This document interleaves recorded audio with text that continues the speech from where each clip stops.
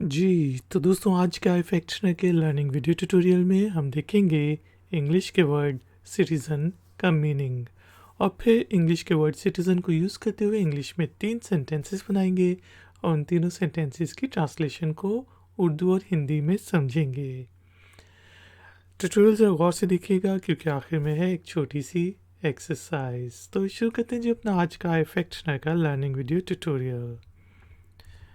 दोस्तों इंग्लिश के word citizen का मीनिंग होता है नागरिक या फिर शहरी।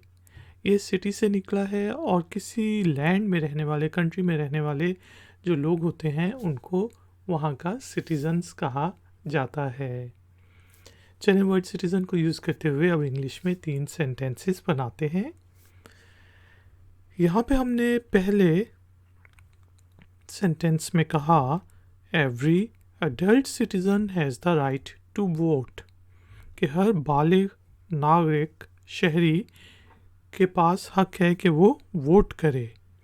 Every adult citizen has the right to vote। इसी तरह हम कह सकते हैं कि he is a Canadian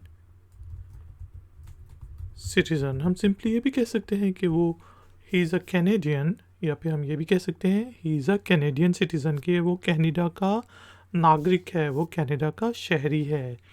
he is a Canadian citizen.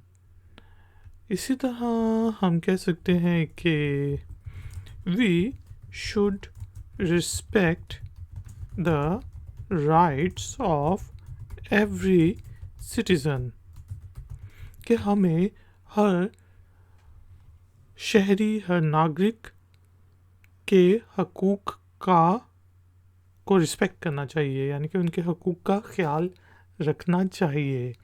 We should respect the rights of every citizen. दोस्तों उम्मीद है कि आपको वर्ड सिटीज़न का मीनिंग समझ आ गया होगा। टाइम हुआ है छोटी सी एक्सरसाइज का।